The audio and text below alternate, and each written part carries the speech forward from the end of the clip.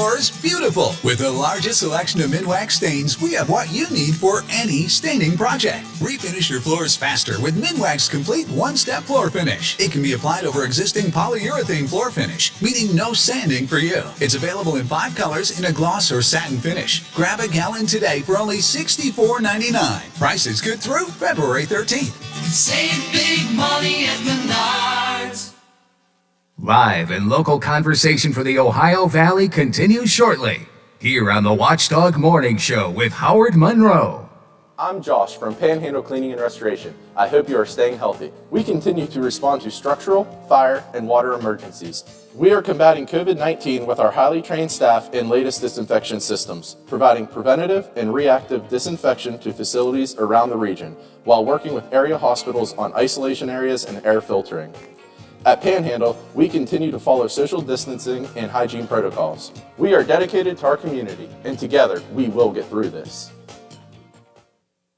Over the years, you've brought opioids into your home. They helped when you were in pain, and you held on to them just in case. But holding on to opioids puts your family at risk. Learn more at www.fda.gov/drug disposal. Oh, there's something so real about living local. And I know without a doubt I'm not alone. And I'm loving living local. There's nowhere else I'd rather be. Say I'm loving living local. WTRF is working for me. The Ohio Valley is where I love to be.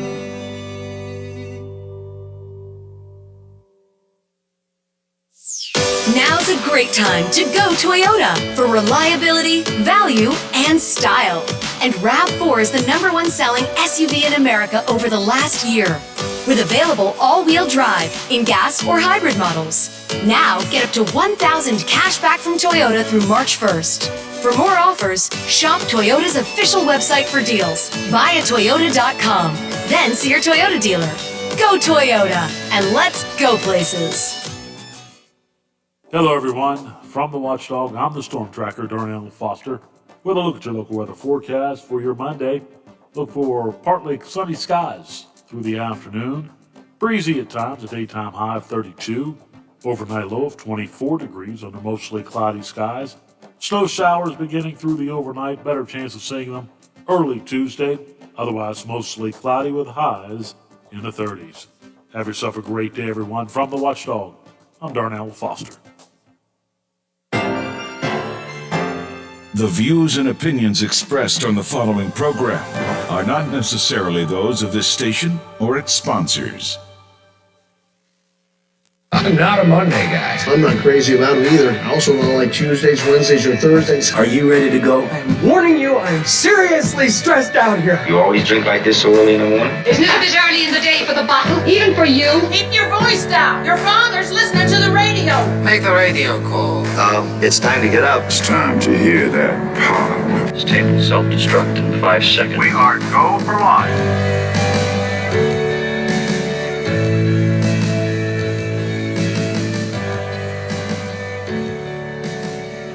A fresh take on local, regional, and national news. This is the Watchdog Morning Show with Howard Monroe, brought to you in part by Wheeling Hospital.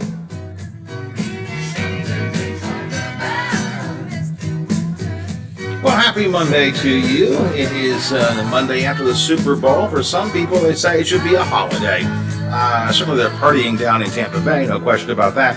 Time for us today to reflect on the Super Bowl, the game and the ads, the officiating, the performances. You can add your thoughts to what Biff and I have to say coming up here in just a moment or two. The West Virginia legislative session starts this week. It's going to be an unusual session, primarily because of COVID, but there are lots of big issues that are going to be on the table, including reducing or eliminating the state income tax. State Senator Bill Ehlenfeld dropping by today to weigh in with his thoughts and his expectations for the upcoming session that officially begins on Wednesday. West Liberty University's new president is the Hilltop campus's first African-American president. Dr. Franklin Evans will share his vision for the institution with us coming up this morning.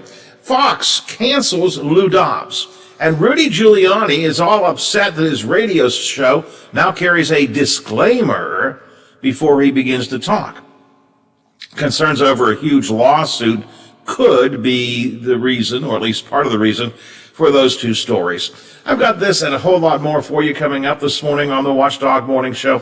It is going to be a bitterly cold day, or at least a bitterly cold morning this morning. Sun will probably come out a little bit later on today, and I'll top off around 30, maybe hit freezing 32 or so, but we ain't there just yet. It is 11 degrees with a feels-like temperature of 1.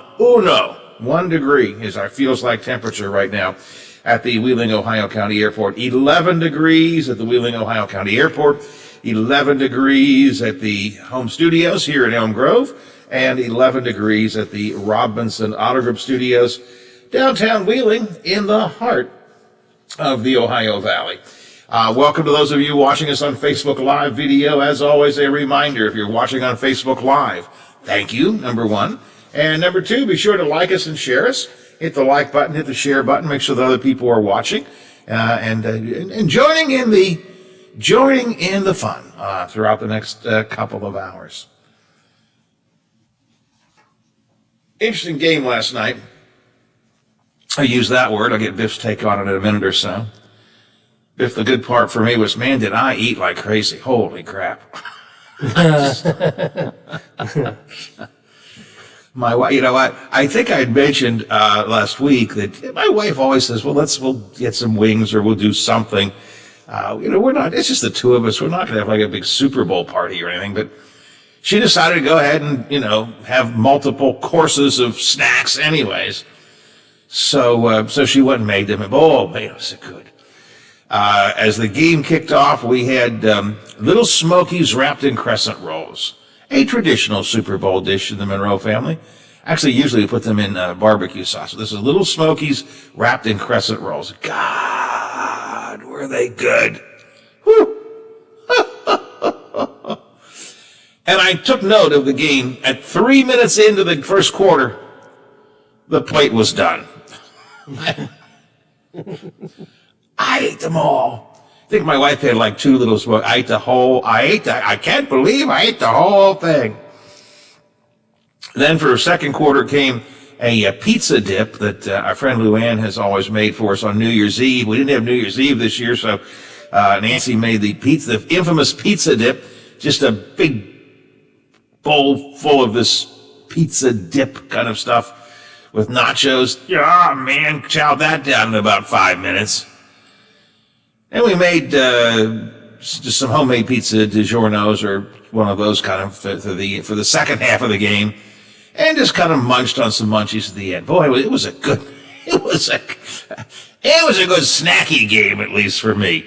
If nothing else, I commented on that on my Facebook page and had a lot of you responding to my first comment about the 3 minutes in, and I've had my first plate of snacks already gone. My pastor began with, "Oh, Howard." Oh, Howard. Randy Schwartzmiller, former delegate, I guess now, simply said, "Awesome." Kim says, "Good job." Pete Holloway, the investment extraordinaire, called it a Hall of Fame performance. I like that. Of course, Mark says, "Howie, keep it up and you'll not make it to your second COVID shot." Somebody's always got to criticize me. Jason's father-in-law says, "Pace yourself, Howard. You can do it." Pete Trabuk, on the show, he's a travel guy, says, "I'm way ahead of you, pal."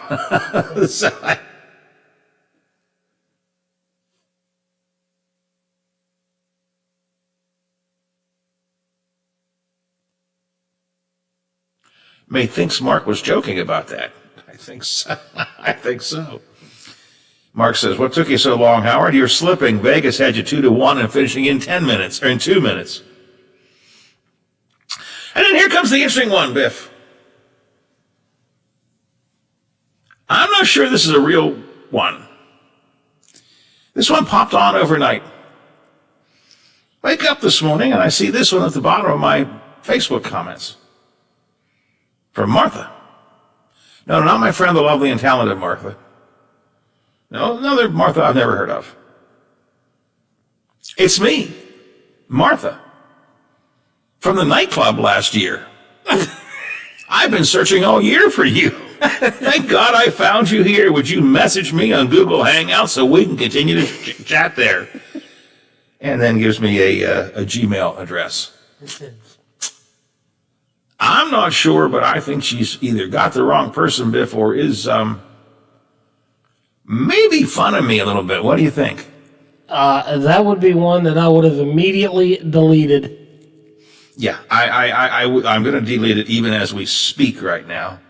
I left it up there just so I could share it with you here on the radio. But first place, I ain't been to a nightclub for years, period. And I sure as hell ain't been to a nightclub in the past year. Hell, I haven't been to lunch in the past year, let alone a nightclub. So, okay. And when was the last time? Remember, I had even asked Kim Miller, school superintendent, a number of months ago. She kept talking about Google Hangout, Google Hangout. I said, wait, what the hell's a Google Hangout? I don't know what that is. So these scammers and these bots, I don't know. You got to maybe try and target people a little bit better, because that sure doesn't work for me. That doesn't work for me. All right, so there, Martha's gone. She's gone. Anyway, that's my food kickoff to the show. 7:16 here on the Watchdog Morning Show. So, Biff, what did you think? Super Bowl 55 in the history books. What did you think of the game last night? Certainly didn't expect that. I think Tampa Bay certainly proved last night that they were the better team. They were the more prepared team.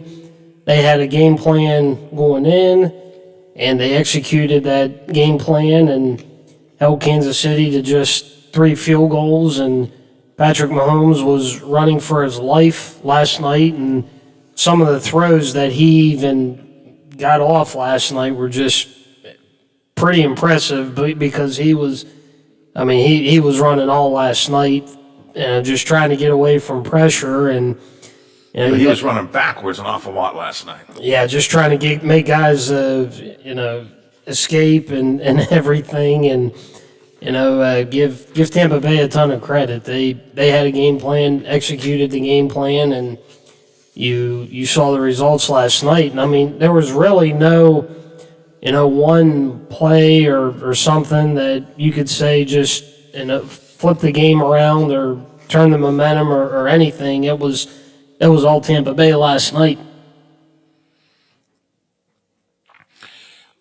Certainly, Kansas City suffered because of so many penalties, though. I mean, it just seemed like that yellow flag was coming out like crazy.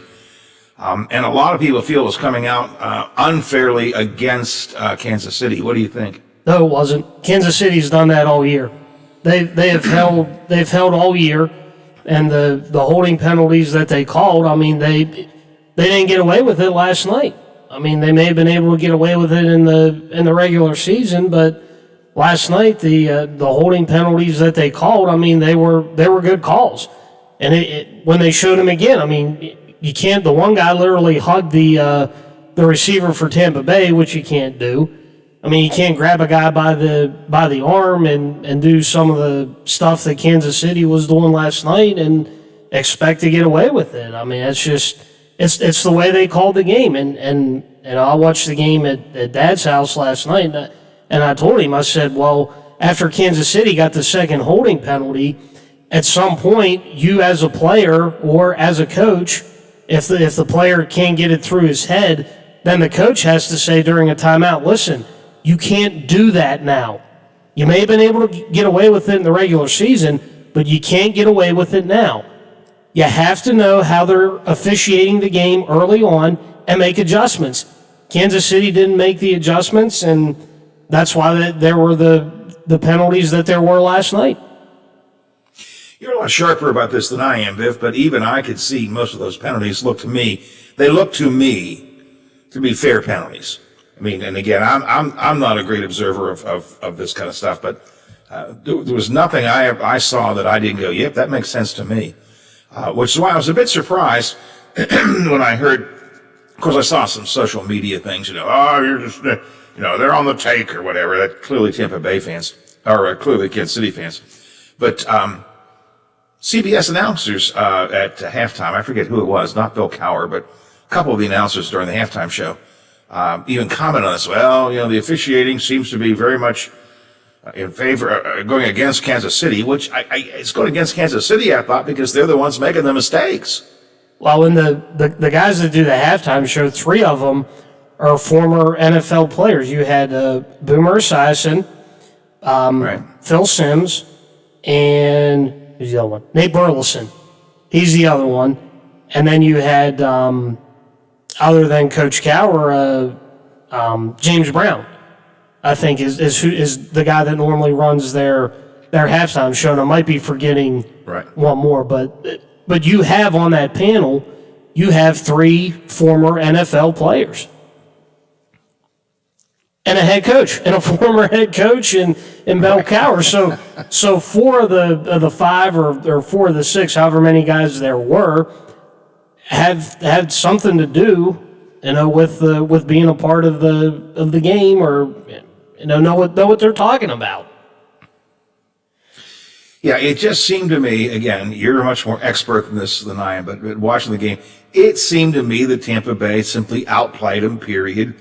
Kansas City couldn't coalesce. I don't know what other word to use. They just couldn't. They couldn't seem to get their act together. As I said, Mahomes was, as you said, scrambling. He was running backwards half the time, trying to get out of pressure. It was just, it just wasn't pretty for him. And whatever the reason, they just couldn't pull it together. I thought it's one of those deals where I thought, okay, head to the locker room at halftime. The old get the big speech about shaking off what's happened, let's go out and start again kind of thing. So I was looking forward to maybe the second half being a bit different, but honestly, it was pretty much the same thing.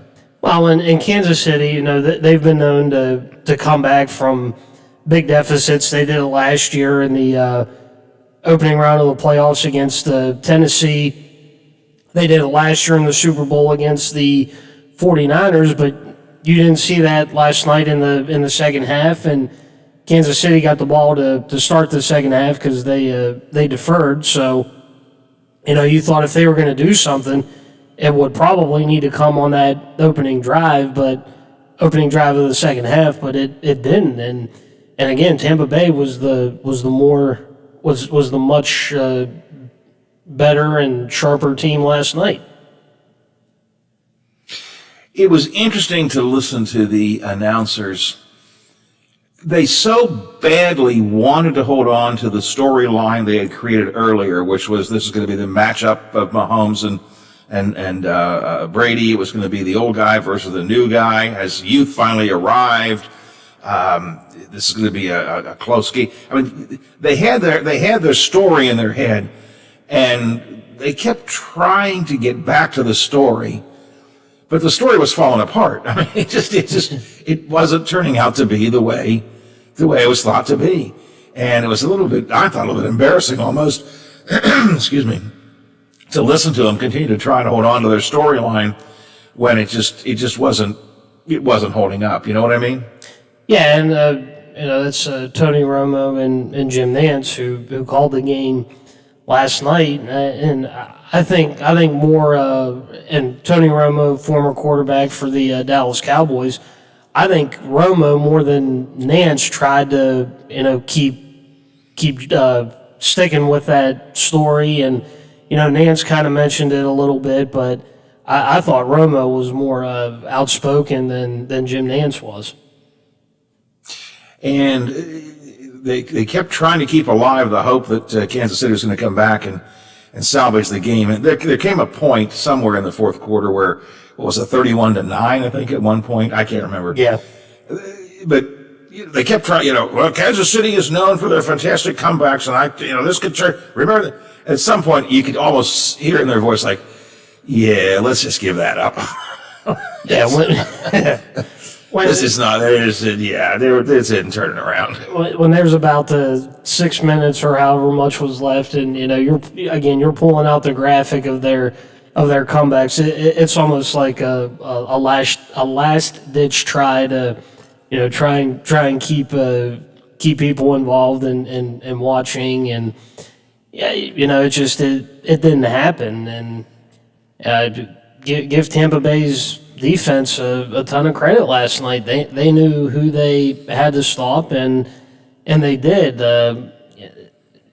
I think, and I knew they wouldn't give the MVP to the defense, but if it were up to me, I would have either given it to Gronkowski, or I think you had to consider Tampa Bay's defense as one of the candidates for the MVP. I mean, you hold a team like Kansas City to just 3 field goals. I mean, that's saying something. But they gave it to Brady, but it's like okay.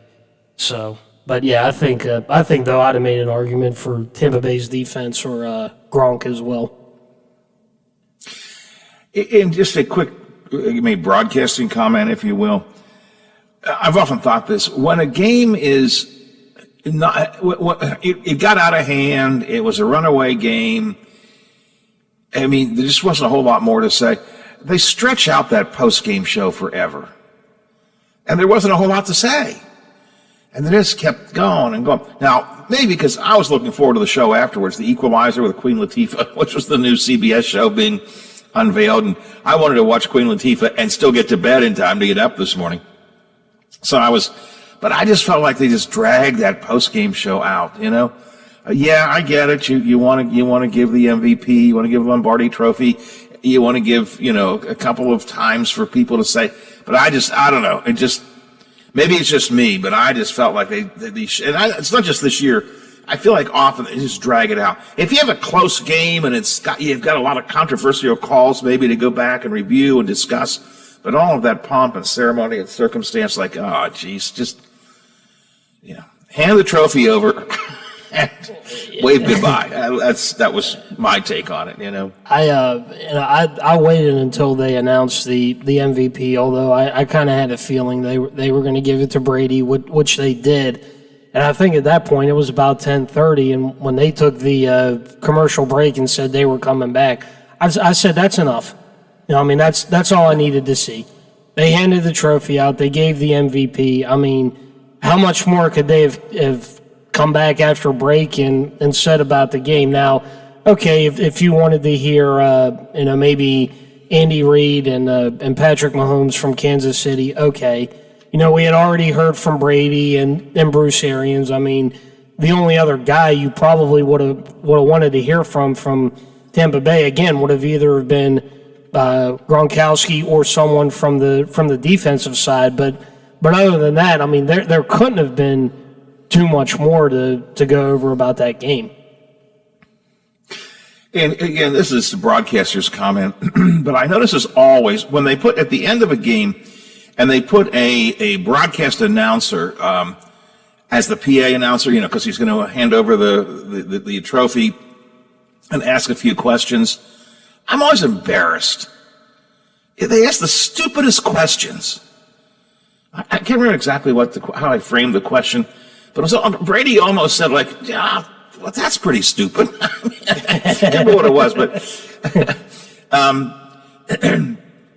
If you're standing in the stadium and you're on the loudspeaker and now we're handing over the MVP award, and I have a quick question for you, Tom. You have an interesting question framed and you ask it very quickly. And this guy, whoever, I can't remember who it was, he just was sort of wandering over the field, and he said twice. He said, "Was this I'm sure this was the high point of your career, wasn't it?" And Brady said, "Nah, I don't think so." And that was Jim Nance, because he came down from the booth and he did he did the interviews, and I think and give Tom Brady credit for that question, because I think Nance was trying to get at, okay, does this Super Bowl that you won tonight in Tampa Bay mean more than any one of the 6 that you won in New England? I think he was trying to get something out of Brady, and Brady didn't bite on it, because Brady's smart. He wasn't going to fall for that one, but I think Nance was trying to catch him and saying something, and to Brady's credit, like you said, he kind of looked at it like, Like, come on, Jim, really? You're going to ask me that? Like, he almost knew what Nance was after. I think Nancy, in a follow-up or a second question, something like, so you're telling us you're gonna continue to play, right? And Brady did say something like, yeah. Yeah. I was like, yes. Why do you ask that? Yes. Here's what Brady did, but probably before he celebrated. He probably looked at Giselle and said, honey, is it okay if I can play another year? And she probably said something like, okay, well, if you think your body can take it another year, okay, go ahead and play. So that would have ended that real quick, and then he probably went on and finished celebrating with the team and did whatever they did last night. But, yeah, I mean, that's quickly avoided right there. Or she said, Tom, why don't we see if you win first? Yeah, I mean, let's... We like it here in Tampa. Let's just stay down here, I mean. Anyways, interesting game. It was not really a good game, but an interesting game, and it was worth watching. If for no other reason than I had lots of snacks, and the snacks keep you going. Did you have any snacks, Biffy? A little bit of popcorn last night at popcorn? the second half. We didn't have any popcorn. Yeah, we had popcorn. No wings? No wings. We had steak hoagies for dinner. Had onions and red pepper and I think it was provolone cheese. So okay, that's good. That's good. That's a good Super Bowl day meal. I like that. Yeah. Yeah, we had that before the game, and then the second half, I think, just to stay up, nice little bowl of popcorn, and that was it. We had all different kinds of things. I never did order any wings. I wanted wings. Never did order wings. I just was afraid it would take too long to get them on Super Bowl Sunday. And I didn't have. We had pizza made here. We just made some DiGiorno's or Red Baron or something. We had, some frozen pizza we had just to kind of cap things off. Two of my sons I know did get pizza, ordered pizza, and both said that they got it delivered very quickly. I don't know from where they got it, whether it's Depot East, Papa John's, who they got it from, Domino's, but surprisingly, they both said it was a very quick delivery, which stunned me because I figured on Super Bowl Sunday, if you went to order pizza, it'd be like, well, we'll see you in a couple of hours. So, well, at least they Super got Bowl it Sunday quick. is a big day for snacks too. Yeah, they got it quick. Yeah. Yeah, it is. Well, we have a few things to take care of here, and we'll still continue to talk about the Super Bowl in a couple of minutes. If you all have any thoughts on it, on the game, on the ads, on the performances, because we'll talk about the ads and the performances coming up in the next segment of the show. So if you have some things to throw into the action, please do so on our text line, 304-214-1600, 304-214-1600, Monday after Super Bowl Sunday, and kind of reflecting on the big game.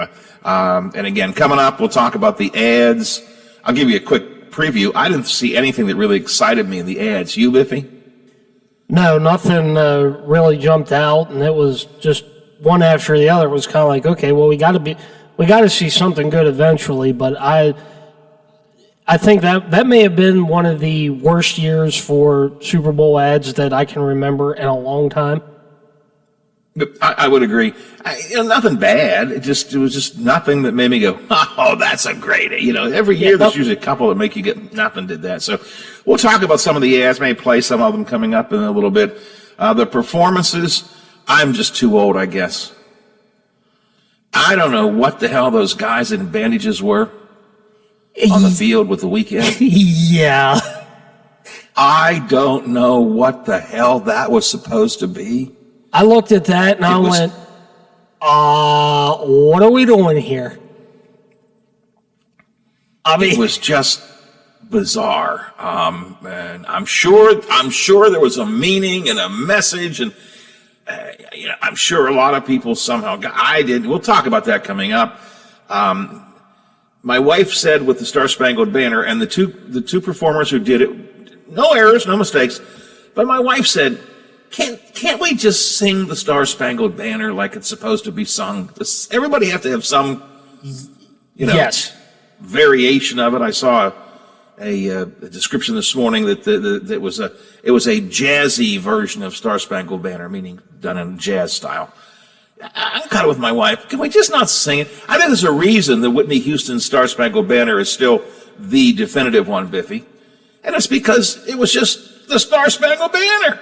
You know? She performed it like it was supposed to be. Just sing it. Just sing it. Yeah. If Francis Scott Key had meant for that thing to, or the national anthem to be performed, he would have wrote it that way. He didn't. That's right.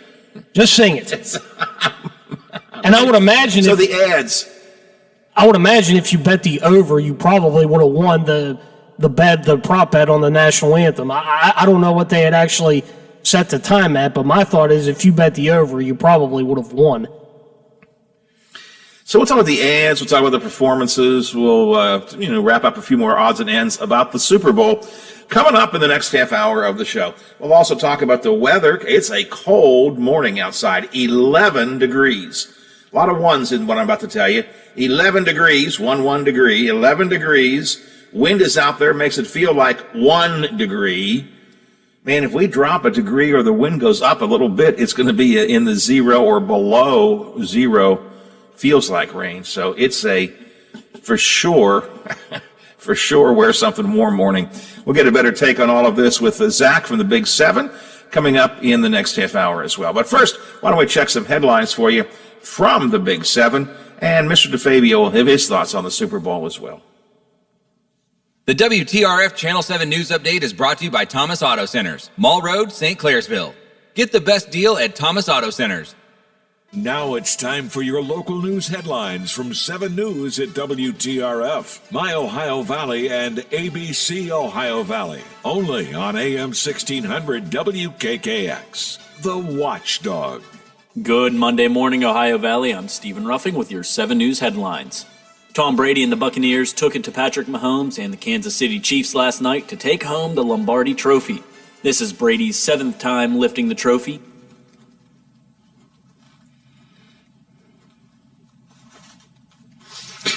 Okay, Biff, in the Pulse Entertainment Report, there's a section called the performances. There's a clip from the national anthem, a clip from America the Beautiful. I was hoping they might have the poet in here. I don't see the poet. And there's also a halftime show. Let's pick any one of those clips from the weekend. So we'll try and get 3 clips in the final segment of the hour. The weekend, national anthem, and America the Beautiful. If you can find them, they're in entertainment on Pulse.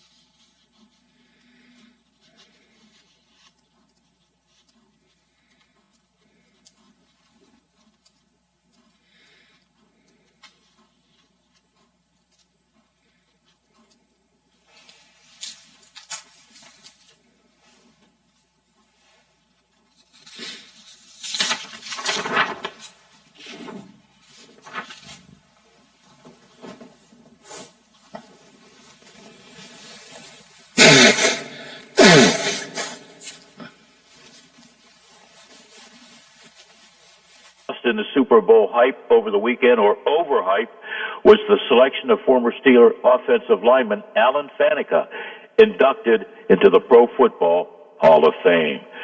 A sad note in boxing, Leon Spinks, who shocked the world when he beat Muhammad Ali to win the heavyweight championship in only his 8th pro fight, has died.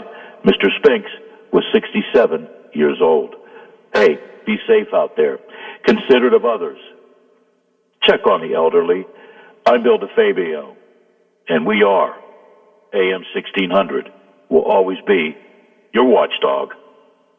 In a hurry and need to see a doctor? The Woodsdale Health Center and Walk-In Clinic is located across from Little Caesars on National Road. Open 7 to 7 Monday through Friday. Patients can receive primary care, treatment of minor illnesses and injuries, wellness visits and physicals. There's also a lab draw station open from 8 to noon weekdays. A division of Wheeling Hospital, the Woodsdale Health Center is led by family physician Dr. Michael Wilson. Call 304-234-1971. They'll take good care of you.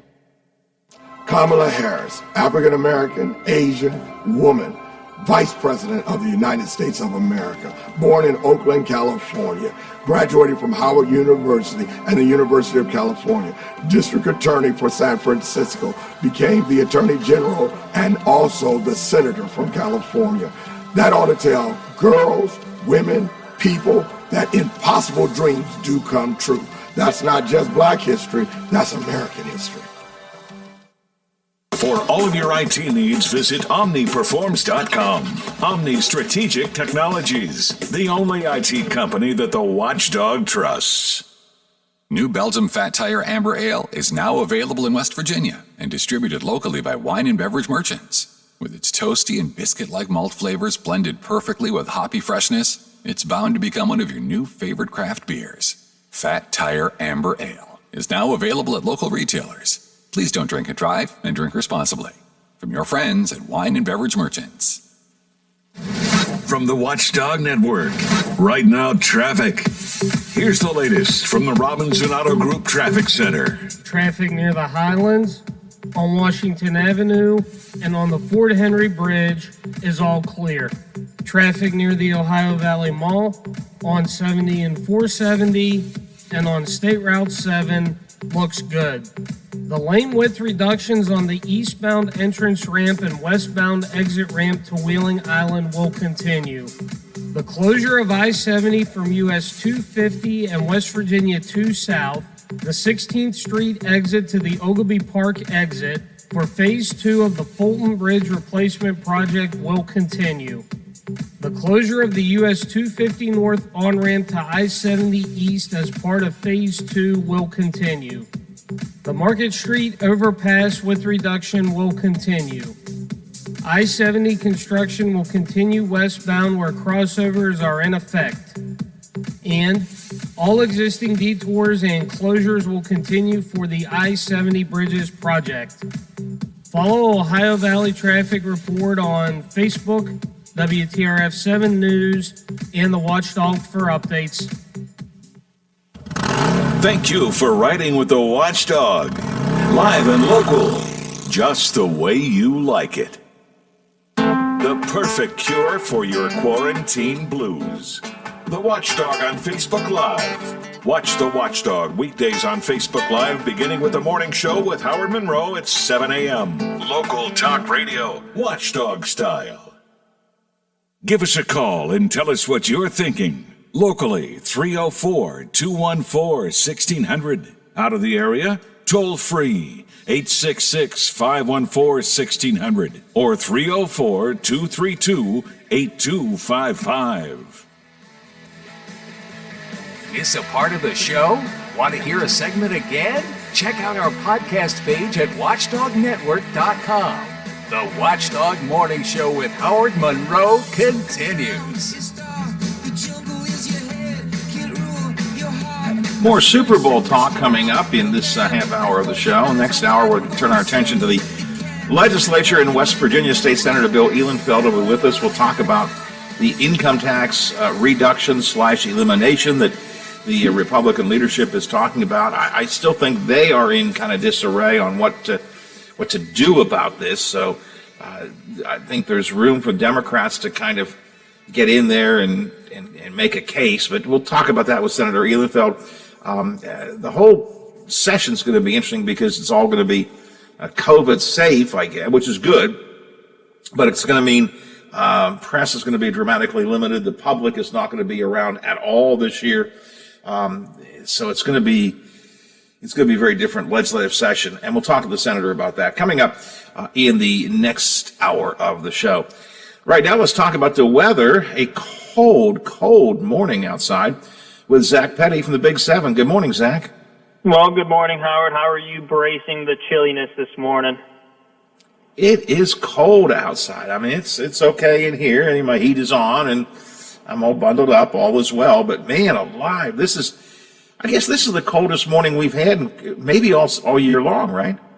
Yeah, it's certainly one of the coldest mornings we've had so far in 2021. I'm actually curious now that you say that. Give me a second, and I'll find out where our temperatures have been the past coming mornings if my computer decides to work. But at least we were talking about this well in advance. We were talking about it since last Wednesday or so.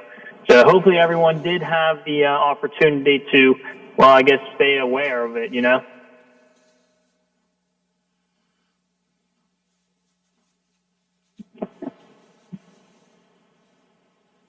Hello?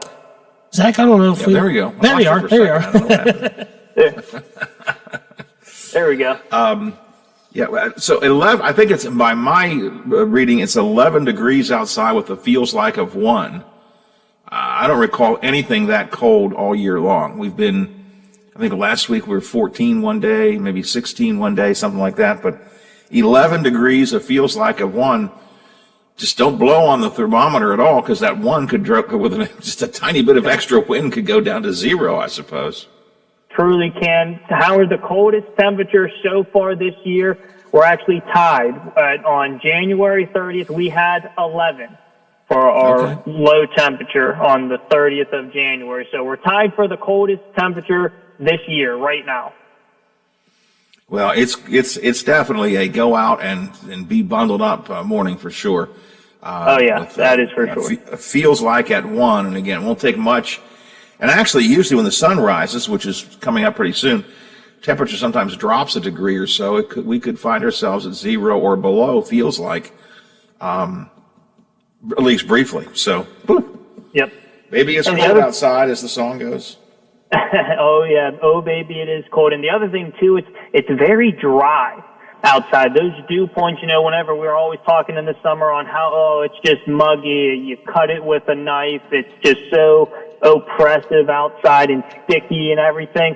Well, the moisture content in the air right now is super dry. We have a dew point reading in the negatives. So that's just such a dry air mass in place. My hands are actually starting to crack. I'm going to have to go use some lotion after I get done and head off whenever we're done with our morning cut-ins to just get my hands moistened up, because there's just no moisture here anywhere in the Ohio Valley because of this cold Arctic blast that we're getting from Canada. Now, it's going to warm up, but still best we'll do is around freezing. Is that right? Yeah, we're not going to see anything. Warmth is our relative term for this week in terms of, it's warming up to the freezing mark, everyone. Is that one? In comparison to this morning, I'll take 31 over 11 any day. Right. We're looking for any kind of precipitation, rain, snow, anything to mix in with it, though, or are we going to have a fairly clear day today? So daylight, through the daylight hours from 7:23 to 5:50 today, we're not going to see anything in terms of falling precip. But as we head through the overnight hours, that's when precip looks to start. I'm expecting to see a band of snow roll through. That's in through upstate Indiana and Illinois right now. That's going to continue to meander southeastward into the northern panhandle and southeastern Ohio looks like it's going to start swinging in right around 10, 11, and I expect the heaviest bands of snow to start to form right around 2, 3 a.m. tomorrow morning. So we actually could see anywhere from an inch, maybe upwards of 3 inches by the time the system clears out tomorrow morning. Right around 9 o'clock is when most of the snow should start to wrap up.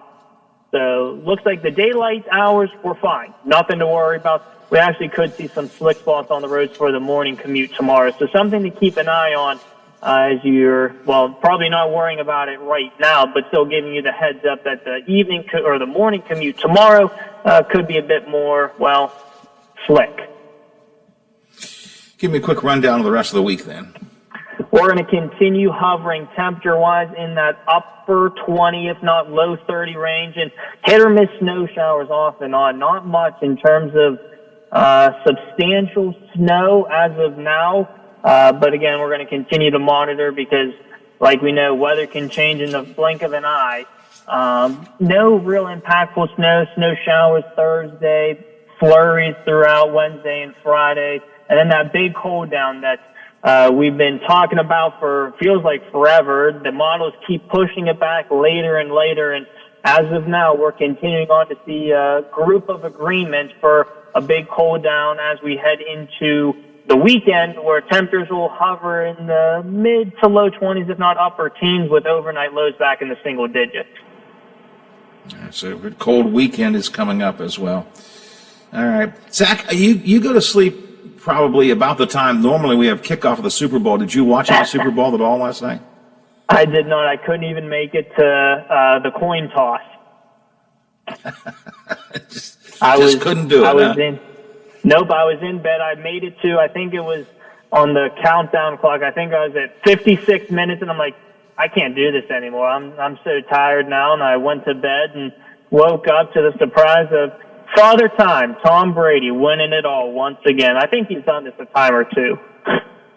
He's not a complete stranger to this. I think I'm sure he slept mighty fine. I don't think he had any pregame, pre-Super Bowl jitters. I think he knows how to tame those guys. It was a different kind of game than I think a lot of us had expected, though. Kansas City just did not pull together the way I thought they would. I expected to. Biff had been predicting for some time would be a really close game and a good game. It really was a runaway. Kansas City just couldn't hold it together. I don't know what it is. Interesting statistic here, for example.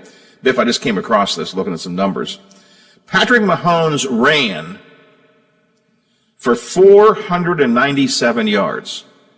Only 33 positive yards on running plays. All right, so that's how much he was perpetually under pressure and running backwards. He ran for 497 yards while scrambling, 33 positive yards rushing from the line of scrimmage. So that gives you an idea of, the kind of pressure that had been put on him. And I suppose if you're running backwards that much, it's kind of hard to score points, I suppose. Kind of hard to move forward, too. Yeah, exactly right. So, but I don't think you didn't miss a whole lot. I mean, you missed the Super Bowl, and everybody wants to say they saw the Super Bowl, but it was an okay game. I didn't think the commercials were anything to write home about at all. Performances were, in my mind, weak. But then again, I've reached that age of my life where I don't even know the people performing anymore. So it turned out not to be. Yeah, Maybe I should have gone to sleep when you did, Zach. Maybe I would have been more wide awake this morning and better off. I don't know. All right, my friend, I appreciate your time today. We'll talk to you again tomorrow. Thanks a lot, Zach. All right. Yep, you too. We'll see you guys. All right, thanks a lot. Yeah, I came across that stat during the break here, Biff, just skimming over some of my notes here. Mahomes ran for 497 yards scrambling. That in itself may tell you something, right? Yeah, that's not good. I mean, that just shows you how much pressure that, again, Tampa Bay got on Mahomes last night. And the different stats about Brady, I mean, they just continue to roll in terms of the records and so on. The only quarterback to win a ring in each of 3 decades. That's interesting. Only 2 quarterbacks have won in 2. Only 2 other quarterbacks have won in 2 decades.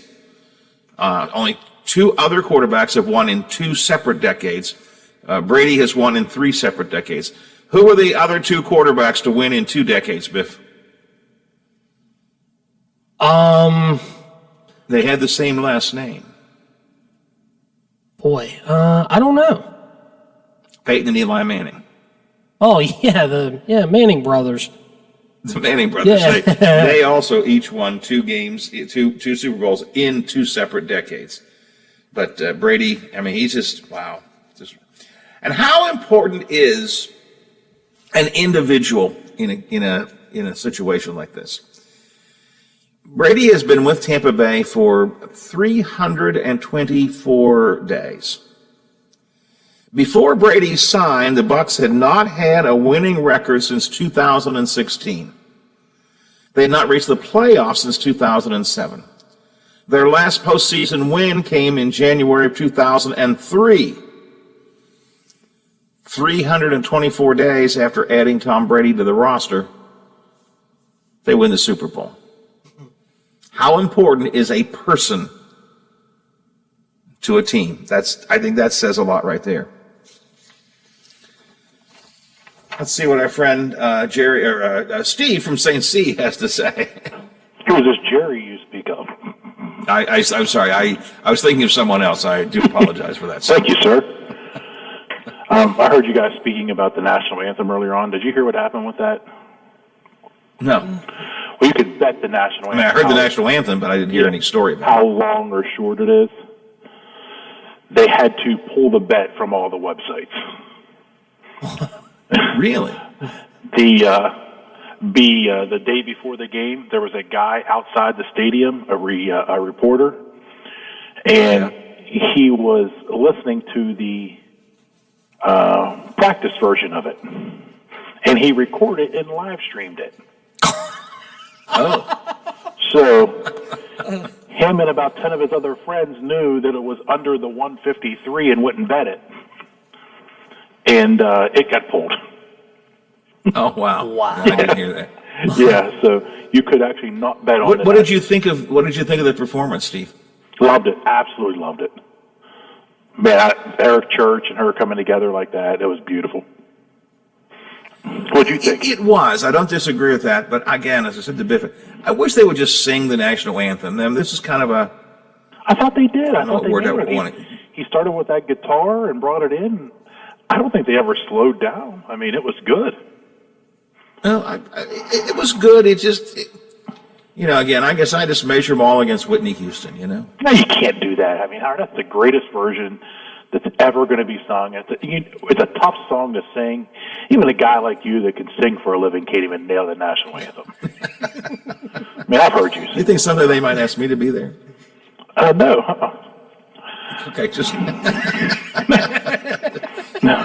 Well, I have you very quickly on the phone. Yeah. What did you think of the weekend? I don't mean like how did your Saturday and Sunday go? I mean, what did you think of the weekend last night? Well, I'm going to steal this line. This is not my line. I'm glad the weekend was over. It was not very good. I mean, look here, and I love all kinds of music. I don't think the sound was very good on it. I think the last song he sang, which is his best hit, was pretty good. But the whole running, I don't know, was he running through the bleachers or in tunnels, and it was dizzy.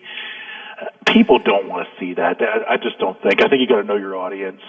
Just get up there and sing. And I mean, I thought the dancing on the ground with the guys with the jock straps on their heads was pretty good at the end of his performance. But the first about 7 minutes was bad.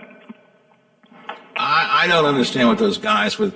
A friend of mine said they put their tidy whities on their head. I just don't understand what that was supposed to be. Yeah, I don't think anybody does. Just didn't work for me. And I thought, I guess he was lip syncing. I thought it was a bad lip sync job too.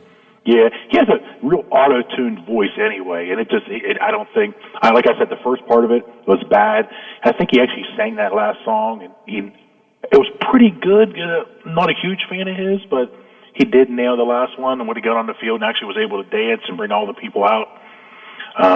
Besides that, it was okay. It's not going to be remembered. It's not going to be remembered. And the thing is this was supposed to push that next level in his career when you get this gig, and he postponed his whole tour till 2022. So I don't think it's going to hit like he thought it was going to hit.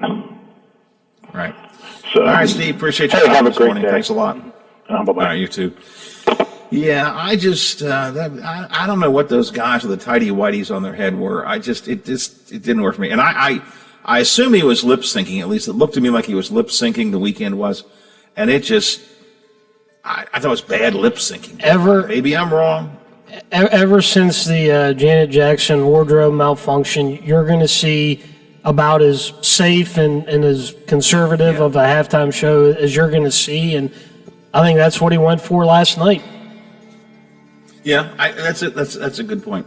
If we have a chance before 10 o'clock this morning, I got a couple of clips from the game, a couple of clips from the performers I want to share with you. But coming up after we check in with ABC, which is next here on the Watchdog Morning Show, we'll shift our attention to the legislature in West Virginia. State Senator Bill Ehlenfeld will join us, and we'll talk about income tax reduction, and COVID precautions and other matters that will be before our Mountain State officials. It's all coming up here on the Watchdog Morning Show for a Monday. The Watchdog is FM 98.1, AM 1600 WKKX Wheeling, FM 97.7, AM 1370 WVLY Moundsville. The ABC News is brought to you by Thomas Auto Centers, Mall Road, St. Clairsville. Get the best deal at Thomas Auto Centers. From ABC News. All right.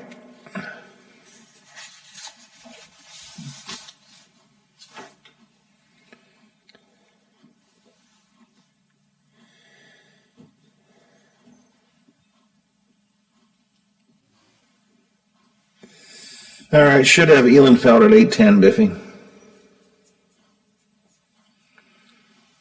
And then Dr. Evans from West Liberty is scheduled for 9:10. And we'll try to squeeze some more Super Bowl in between those if we have a chance.